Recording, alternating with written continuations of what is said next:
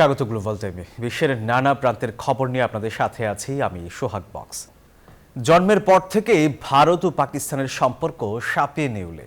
প্রতিবেশী হয়েও যেন বহু দূরত্ব তাদের। স্বাধীনতার 7 দশক পার হলেও এই বৈরী মনোভাবের বিন্দু মাত্র পরিবর্তন হয়নি। দোষারোপের রাজনীতি আর ষড়যন্ত্র তত্ত্ব থেকে যেন বের হতেই পারছেন না দেশ দুটির রাজনীতিকরাও। কাশ্মীরে জঙ্গি হামলার পর এই আগুনে আরও এক দফা ঘি পড়েছে। দুদেশই নিচ্ছে পাল্টাপাল্টি পদক্ষেপ। দেখা দিয়েছে আরও একটি যুদ্ধের শঙ্কা। কাশ্মীরের পেহেলগামে মঙ্গলবারের সশস্ত্র হামলার ঘটনায় পাকিস্তানের সংশ্লিষ্টতার অভিযোগ তুলেছে ভারত। পাল্টাপাল্টি প্রতিক্রিয়ায় একাধিক কূটনৈতিক ব্যবস্থা নিয়েছে দুই দেশই। পাকিস্তানের আকাশসীমা বন্ধ থাকায় তা প্রভাব ফেলছে ভারতীয় এয়ারলাইন্স খাতেও। বাড়ছে আর্থিক ক্ষতির শঙ্কা। দুই দেশের মধ্যে বিগত 25 বছরে কোনো সরাসরি যুদ্ধ না হলেও সীমান্তে উত্তেজনা কখনোই কমেনি। কাশ্মীরের লাইন অফ কন্ট্রোলে প্রায়ই গোলাগুলি ঘটনা ঘটে। প্রতিনিয়তই লঙ্ঘন হয় যুদ্ধবিরতির শর্ত। তবে এবারের পরিস্থিতি যেন আরও জটিল আর উত্তপ্ত। মোদী সরকার এবার পাকিস্তানের বিরুদ্ধে যে কড়া অবস্থান নিয়েছে, রাজনৈতিক ভাষ্যে আগুনের ইন্ধন দিয়েছে দুই দেশের নেতারাই। কাশ্মীরে ভয়াবহ এ হামলার দায় স্বীকার করেছে দ্য রেজিস্ট্যান্স ফ্রন্ট TRA। হামলার কারণ হিসাবে তারা জানিয়েছে কাশ্মীরে জনসংখ্যাগত পরিবর্তন রোধ করাই তাদের উদ্দেশ্য। তারা মনে করে ভারত সরকার 2019 সালে জম্মু কাশ্মীরের বিশেষ মর্যাদা বাতিলের পর অন্য রাজ্যের মানুষ সেখানে বসবাস ও জমি কেনা শুরু করেছে। এর ফলে সেখানে স্থানীয় মুসলিমদের সংখ্যা দিন দিন কমে যাচ্ছে। TRF এর দায় স্বীকারের পরও ভারত সরকার কাশ্মীরের ওই হামলার জন্য পাকিস্তানকেই দায়ী করে দেশটির বিরুদ্ধে বেশ কিছু কড়া পদক্ষেপ নিয়েছে। এতে পরিস্থিতি কোথায় গিয়ে দাঁড়াবে তা নিয়ে উদ্বিগ্ন আন্তর্জাতিক মহল। অনেকে আশঙ্কা করছেন এমন চলতে থাকলে দুই প্রতিবেশী ফের সংঘর্ষে জড়িয়ে পড়তে পারে। চন্দ্রানী চন্দ্রা, নিউজ 24। কাশ্মীরের সীমান্তের সৈন্যরেখা ঘিরে ফের ভারত সেনাদের মধ্যে গোলাগুলি হয়েছে। পেহেলগাঁও হামলার ঘটনায় এবার আন্তর্জাতিক তদন্ত দাবি করেছে পাকিস্তান। এমনকি তদন্তকারী দলকে সহায়তা করতেও প্রস্তুত ইসলামাবাদ। তবে ভারত পাকিস্তান নিজেরাই এই সমাধান বের করবে বলে মন্তব্য করেছেন ডোনাল্ড ট্রাম্প। এদিকে কাশ্মীরে হামলার ঘটনায় নিন্দা জানিয়েছে জাতিসংঘের নিরাপত্তা পরিষদ। দ্বিতীয়বারের মতো সীমান্ত রেখা বরাবর পাল্টাপাল্টি গুলি ছুড়েছে ভারত পাকিস্তান সেনারা। শঙ্কা আর ভয়ে দিন পার করছেন সাধারণ কাশ্মীরিরা। তারা বলছেন হিন্দু মুসলিম সংঘাতে বলির পাঠা করা হয়েছে তাদের। উভয় দেশের বিভেদে সংকটে পড়েছেন তারা। আমরা সংকটে রয়েছি, কিভাবে দিন পার করছি। হামলা হচ্ছে, বাড়িঘর লুট হচ্ছে। আমার মেয়ে পাকিস্তানের। 20 বছর ধরে আমি ভারতে বসবাস করছি। পাকিস্তানের নাগরিকত্ব আবেদন করেছি। আমি কেন পাকিস্তান যেতে পারবো না?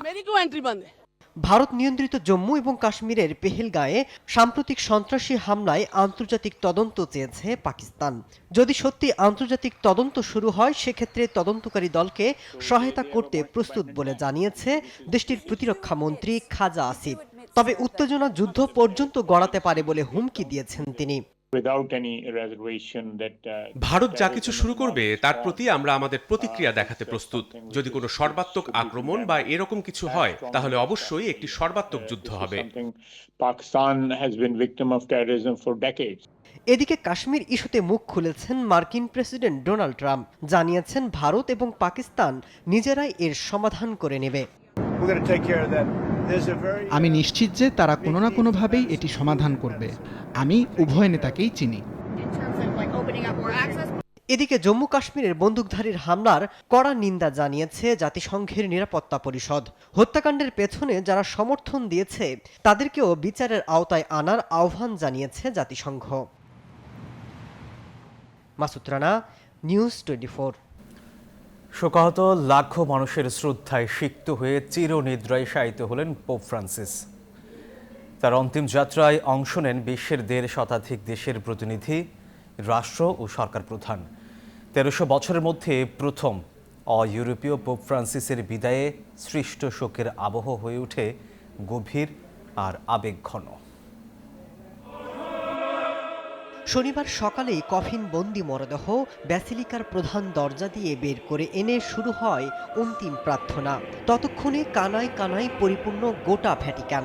জাতি, ধর্ম, বর্ণ নির্বিশেষে ব্যাসিলিকার চত্বর ছাড়িয়ে মূল সড়কে অবস্থান নেন প্রায় 2.5 লাখ মানুষ।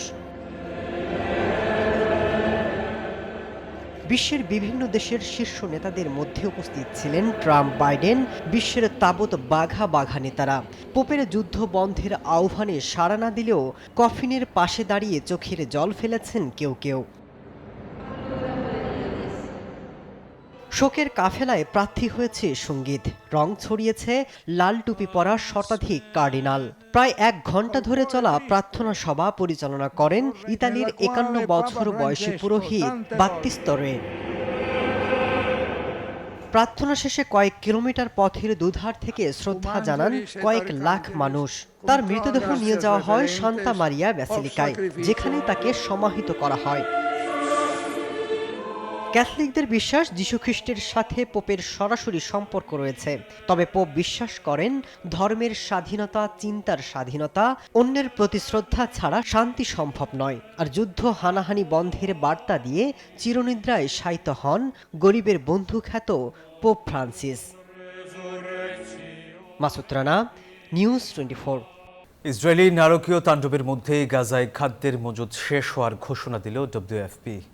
এর মধ্যে গাজায় ত্রাণ প্রবেশের জন্য নেতানিয়াহুকে চাপ দেওয়ার দাবি করলেন মার্কিন প্রেসিডেন্ট। এই পরিস্থিতিতেও উপত্যকায় আইডিএফের আগ্রাসনে নতুন করে প্রাণ গেছে 45 ফিলিস্তিনির। এর মধ্যে হামাস নেতাদের হত্যা করতে এআই ব্যবহারের অভিযোগ ইসরায়েলের বিরুদ্ধে। স্বজন হারানোর বেদনার সঙ্গে ক্ষুধার যন্ত্রণায় অনুভূতি প্রকাশের আগেই মাথা গোজার শেষ ঠাঁইটুকু হারাচ্ছেন ফিলিস্তিনিরা। ইসরায়েলের নারকীয় আগ্রাসনে পালিয়েও পাচ্ছেন না রক্ষা। এর মধ্যে আরও ভয়াবহ এক বিবৃতি প্রকাশ করল জাতিসংঘের বিশ্ব খাদ্য কর্মসূচি ডব্লিউএফপি। গাজায় শেষ খাদ্য সরবরাহ পৌঁছে দিয়েছে বলে জানিয়েছে সংস্থাটি। গেল 2 মাসে ইসরায়েলের অবরোধের কারণেই এ বিপর্যয় তৈরি হয়েছে বলেও জানায় তারা। এ কর্মসূচির আওতায় প্রতিদিন খাবার পেত লাখ লাখ ফিলিস্তিনি। একে মানব সৃষ্ট এবং রাজনৈতিকভাবে উদ্দেশ্য প্রণোদিত বলছে জাতিসংঘের ফিলিস্তিনি শরণার্থী সংস্থা UNRWA। চলমান এ পরিস্থিতিতে নেতানিয়াহুকে গাজায় খাদ্য ও ঔষধ প্রবেশের অনুমতি দেওয়ার জন্য চাপ দেওয়ার দাবি করেছেন মার্কিন প্রেসিডেন্ট ডোনাল্ড ট্রাম্প। এ অবস্থায়ও থেমে নেই আগ্রাসন। শুক্রবার বিভিন্ন অঞ্চলে হামলায় প্রাণ গেছে বহু ফিলিস্তিনির। এর মধ্যেই আল জাজিরার প্রতিবেদনের তথ্য বলছে গাজা সিটিতে ধ্বংসস্তূপের নিচে আটকে আছে আরও 30 ফিলিস্তিনি। এদিকে গাজা ইসরায়েলি আগ্রাসন নিয়ে এক চাঞ্চল্যকর প্রতিবেদন প্রকাশ করেছে মার্কিন প্রভাবশালী সংবাদ মাধ্যম নিউ ইয়র্ক টাইমস। তথ্য বলছে হামাসের সিনিয়র নেতাকর্মীদের হত্যা ও জিম্মিদের খুঁজে বের করতে এআই ব্যবহার করছে ইসরায়েল, যদিও এ বিষয়ে কোনো মন্তব্য করেনি নেতানিয়াহু প্রশাসন। আফরিন মৌ, নিউজ 24। ইরানের বন্দর নগরী বন্দর আব্বাসে ভয়াবহ বিস্ফোরণে 5 শতাধিক মানুষ আহত হয়েছে। শনিবার রাজধানী তেহরান থেকে 1000 কিলোমিটার দূরের এই শহরে এই বিস্ফোরণ ঘটে, এমন তথ্য জানিয়েছে রয়টার্স। আহতদের স্থানীয় হাসপাতালে পাঠানো হয়েছে। ইরানের শুল্ক বিভাগ বলছে সিনা কন্টেইনার ইয়ার্ডে এই বিস্ফোরণ ঘটেছে। এটি বন্দর ও সামুদ্রিক সংস্থার সঙ্গে সংযুক্ত। নিরাপত্তা কর্মকর্তা ঘটনাস্থল পরিদর্শন করেছেন। সামাজিক যোগাযোগ মাধ্যমে ছড়িয়ে পড়া ভিডিওতে দেখা গেছে বিস্ফোরণের পর অনেক কালো ধোঁয়া ও আগুনের কণা ছড়িয়ে পড়েছে। আরেক ভিডিওতে ভবন ও গাড়ি ক্ষতিগ্রস্ত হতে দেখা গেছে। 2020-এর মে মাসে ইসরায়েল একই বন্দরে সাইবার হামলা করেছিল বলে অভিযোগ রয়েছে। পাল্টাপাল্টি চুক্তি বাতিলের ঘোষণায় ব্যস্ত ভারত পাকিস্তান। সিন্ধু চুক্তি থেকে নয়াদিল্লির সরে যাওয়ার ঘোষণার পরই পাল্টা সিমলা চুক্তি সহ দ্বিপাক্ষিক চুক্তি স্থগিত করার হুঁশিয়ারি দিয়েছে ইসলামাবাদ। এর মধ্যেই পানি বন্টন চুক্তি স্থগিত করল।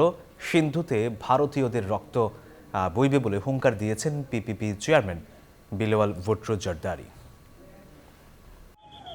কাশ্মীরের পেহেলগামে হামলার জেরে সিন্ধু পানি বন্টন চুক্তি স্থগিত করেছে ভারত। শুধু অস্ত্র নয়, ইসলামাবাদকে পানির সংকটে মারতে চায় নয়াদিল্লি। বসে নেই পাকিস্তানও। করাচিতে সমাবেশ করে ভারতকে হুঁশিয়ারি দিয়েছেন পাকিস্তান পিপলস পার্টির প্রধান বিলওয়াল ভুট্টো। হুঙ্কার দিয়ে বলেন, পাকিস্তানে পানি বন্ধ হলে সিন্ধুতে ভারতীয়দের রক্ত বইবে। I most certainly know that Pakistan is not interested. পাকিস্তানের জনগণ বা আন্তর্জাতিক সম্প্রদায় কেউই মোদির যুদ্ধবাজ মনোভাব বা পাকিস্তান থেকে সিন্ধু নদীর পানি সরিয়ে নেওয়ার কোনো প্রচেষ্টা সহ্য করবে না। এর উপযুক্ত জবাব দেওয়া হবে। Preparations are underway. If গণমাধ্যমের তথ্য বলছে, বিশ্ব ব্যাংকের মধ্যস্থতায় 1960 সালে ভারত ও পাকিস্তান সিন্ধু পানি চুক্তিতে স্বাক্ষর করে। এর আওতায় 3টি পূর্বাঞ্চলীয় নদী বিয়াস, রাভি এবং শত্রুদ্রুর পানি ভারতকে এবং 3টি পশ্চিমাঞ্চলীয় নদী চেনাব, সিন্ধু এবং ঝিলমিলের পানি পাকিস্তানকে বরাদ্দ করা হয়। ভারত শুকনো মৌসুমে পানি নিয়ন্ত্রণ করলে পাকিস্তানের কৃষি ও বিদ্যুৎ উৎপাদনে বড় প্রভাব পড়তে পারে বলে আশঙ্কা বিশেষজ্ঞদের।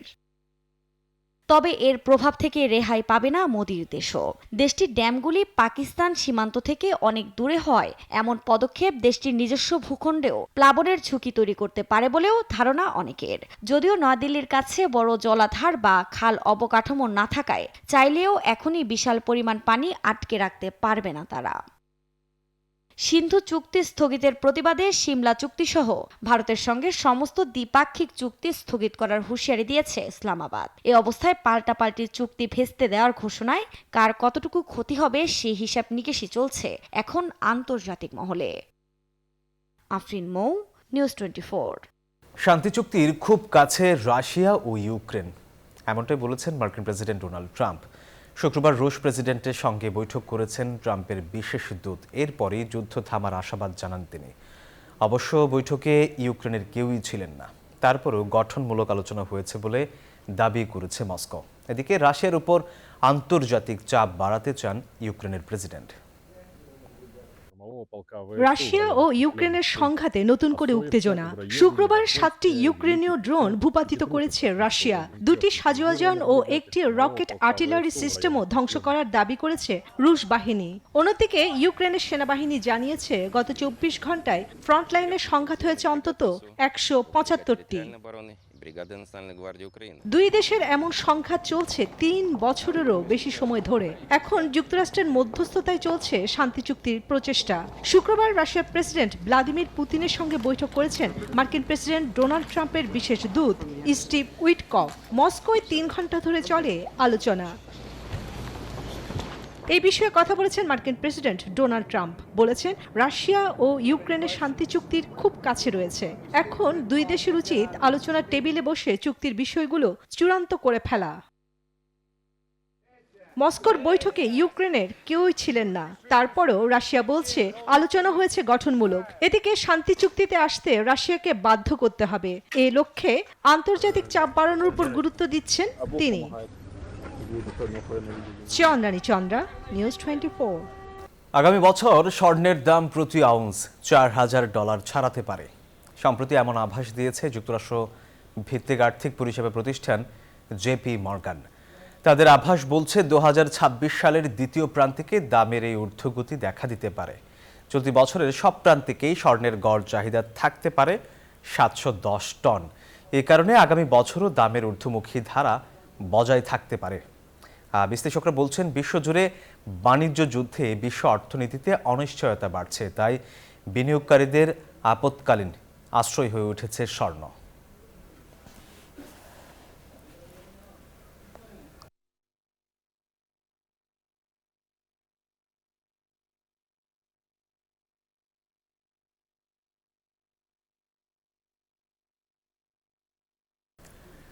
যুক্তরাষ্ট্রে শরণার্থীদের পক্ষে কাজ করা বিচারক হান্না জুগান ফেডারেল গ্রেপ্তার হয়েছেন। শুক্রবার আদালত থেকে এক অভিবাসীকে বের হতে সহায়তা করে গ্রেপ্তার হন তিনি। ট্রাম্প প্রশাসনের অভিবাসন বিরোধী অবস্থান এবং স্থানীয় মানবিক প্রতিরোধের প্রতীক হয়ে উঠেছিলেন তিনি। ধারণা করা হচ্ছে এই কারণেই ট্রাম্প প্রশাসনের রোষানলে পড়েছেন বিচারক হান্না জুগান ফেডারেল।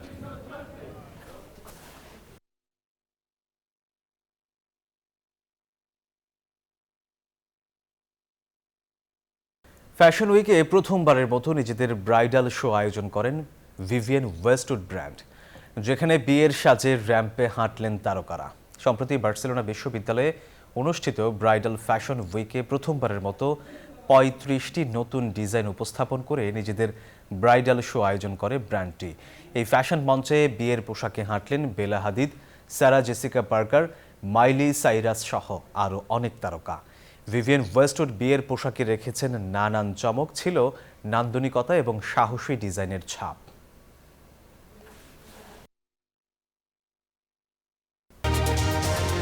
দর্শক, এই ছিল নিউজ 24 গ্লোবাল টাইমের এখনকার আয়োজনে। ধন্যবাদ সবাইকে।